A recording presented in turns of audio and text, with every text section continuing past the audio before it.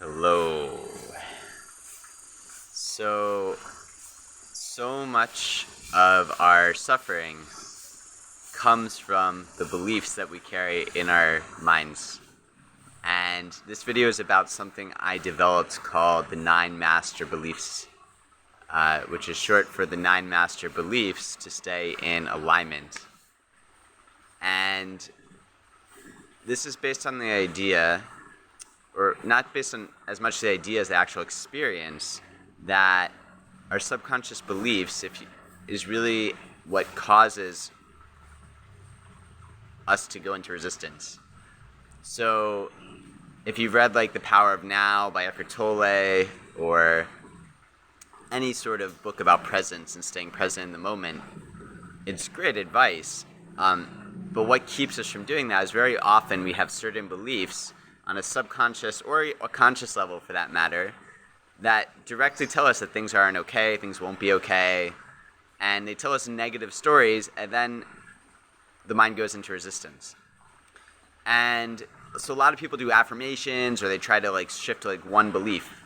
But the thing I've noticed is that the mind, especially the egoic, fear-based mind, is always going to try to find holes in a story. So it's going to try to find out reasons that what you're saying to it aren't true. And so, for instance, one of the stories that the mind will tell a lot is that it will believe a lot of fear-based beliefs, that things weren't well, something went wrong, something's going wrong, something will go wrong. So it's either regretting the past or worried about the future. Or it's telling a belief that we can't forgive someone because that would be too difficult.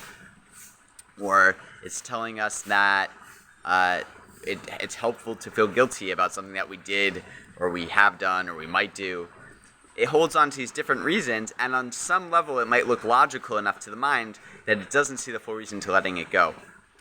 So what I saw is that it's almost like holes in the Titanic. You have these different ways that the mind will look to poke holes in like your positive affirmations to make it basically seem like the positive affirmation is not warranted, and then it'll take you back into resistance, which is a lot of times why affirmations are only partly effective. So about 4.5 years ago, I came up with something after years of trying to work on my subconscious beliefs, and I was like so sure there must be a way to like what I call closing up all the holes in the Titanic, right? So like kind of making this what I call complete love loop, a complete trust and love loop, so that when your mind goes into resistance, there's beliefs that support each other, and that if you have a belief and you say something to support a certain belief, for instance, everything is here to help me, then the mind will say, well, no, this happened, or you might fail because of this. Well, then you can have another belief which supports that first belief, and it makes it much more powerful.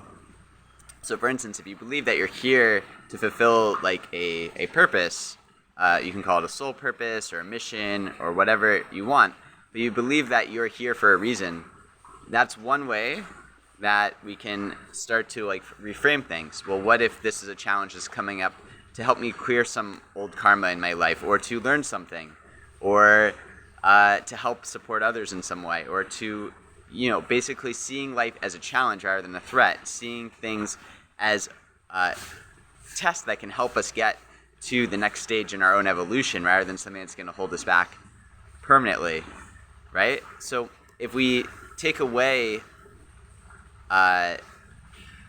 all this fear of failure, all these fear that maybe we aren't going to be enough, we might fail on what we're here supposed to do, because so much of our beliefs are around the fear of failure, fear of not being enough, fear of what might happen, what has happened, being not right, or fear of what's happening now being wrong.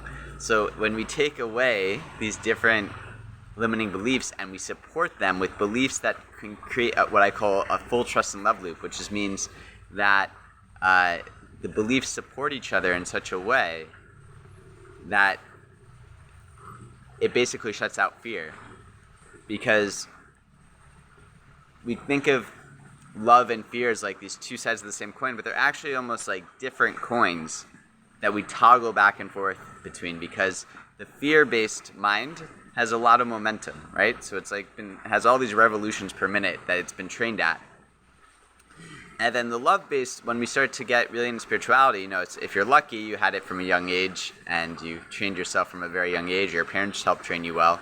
But that's not true for most people. And when we get to spirituality and we hear, I am love and loved and infinitely by the Creator, or I am peace, I am consciousness, or there's nothing to fear, everything's perfect as it is. When we hear these affirmations, on some level, I can feel endless amounts of gratitude in my life. When you hear these affirmations, they seem kind of like they resonate on one level, but they also feels like wishful thinking sometimes. And I think that this is because the fear-based revolutions in the mind have so much momentum that we're actually jumping between two quantum realities back and forth.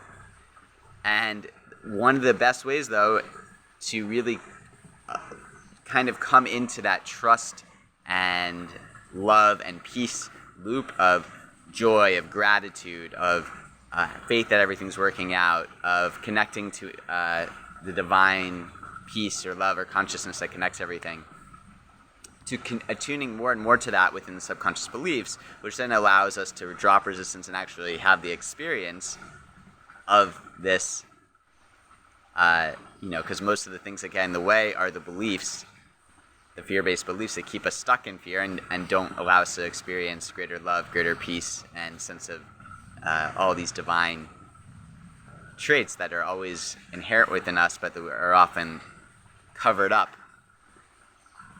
by fear. So yeah, basically, the more we can attune to these love-based beliefs, these trusting, loving,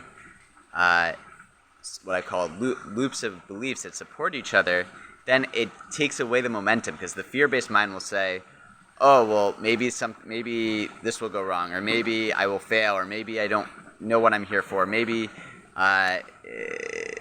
there's nothing to feel grateful for, you can't forgive for this reason. And as you systematically see that trusting and loving loops of thoughts actually are fully not only self-sufficient, it's fully rational to attune to this set of beliefs, but you have to adopt the whole belief system. If you only adopt part of it, then the mind can find holes in your affirmations. And that's why a lot of affirmations only partly work, or they take a really long time to work, because you're letting the fear-based mind still find reasons that belief system that would be so empowering for you to adopt, that somehow it's flawed or it's not real. But it is real, and the same way it becomes a self-fulfilling prophecy. If you believe in faith, if you believe in love, if you believe in peace, then the universe tends to give you more of these things, and that affirms the belief even further in your life. Whereas if you believe in fear, and you believe in failure, and believe you're not enough, then the universe will find instances in your life, feedback loops, to confirm that's true. So we can create our own heaven, or we can create our own hell, and it's really up to us to train ourselves subconsciously, so that we more, and consciously as well, so that we more and more align with the former, the light, the love, the trust, the peace. So basically, 9 master beliefs, it's something that I came up with, and it takes about a 75-minute video that I filmed about over a year ago. So I can't really share all these 9 master beliefs in a short video like this. But if you are interested in learning more about what the 9 master beliefs are, I have a really good and very, very affordable video course, Infinite Love Level 1, which, as just one part of it, is the 9 master beliefs. There's actually a lot more in the video course. There's a whole breathwork sequence, a more advanced version of Jedi breathing. There's a clearing statement to actually directly change the subconscious. And the essence of the 9 master beliefs is basically to train yourself to really, as you attune to these beliefs, you shift your quantum reality to one of trust, to one of love, to one of believing everything's here to help you. So it provides you a framework in life where you're not seeing everything as a threat. You're seeing life's challenges as just that, challenges to be overcome. But when you accept life's challenges as something to like almost more like a video game sort of mentality. It's just something that you have to work through rather than something that's there to hold you back permanently or to threaten you or your existence or to hold you in this place of fear. Then it's very, very difficult. So I used to have like huge amounts of like subconscious guilt, a lot of shame. I used to have a lot of belief in me that whatever was happening wasn't supposed to be happening, right? So that whatever is actually going on in my life wasn't for the greatest and highest good, right? And so what I've really had to do is I've learned to more and more attune my mind to the 9 master beliefs since I came up with this 4.5 years ago. Am I perfect? No, I still can sometimes revert back to the old fear-based loop. But what I've noticed is that over time, the fear-based loop has less and less momentum. It's getting slower and slower. So it's easier and easier when I fall into that to pull myself back right away into the 9 master beliefs. And when I'm inside the 9 master beliefs, then that's when I'm in a flow state. Because if you're in the 9 master beliefs, they're not dogmatic. It's not about being a certain religion. It does require a faith in like a higher power, but that's really it. Like just basically the faith that there's a higher benevolent power, by whatever name you call that, like a source. But beyond that, it's not a dogmatic belief system. It's a belief system that basically, in my experience, if you are believing these 9 master beliefs in any moment, you'll be in a flow state. If you're not believing them, if there's one of them which you're really shaky on within yourself, and you're tuning to that shakiness in the moment, you're gonna feel resistance. So yeah, that's what the 9 master beliefs are. It's if you like know the 4 agreements or something like this is like the next level, because the 4 agreements is good, but there's a lot of sub-agreements if you read the book, The 4 Agreements. So it's actually not, the 4 agreements by themselves aren't complete. That's why I wrote a book called The 5th Agreement, right? Some years later. Whereas the 9 master beliefs are actually a complete love loop. So it doesn't mean it will address like any belief you ever had about anything, like in the relative, but it will address your overall framework for, are you seeing life as being helpful or not? Are you seeing yourself as a loving divine being, or are you seeing yourself from a lens of fear? And these are the most important beliefs that we have to get down, because the more we believe in these trust and love loops, the more peace we find, the more joy we find, the more gratitude we find.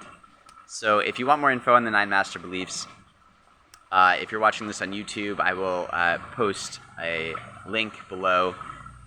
You can also connect with me on WhatsApp or Instagram message me. If you're watching this on Instagram or Facebook, message me.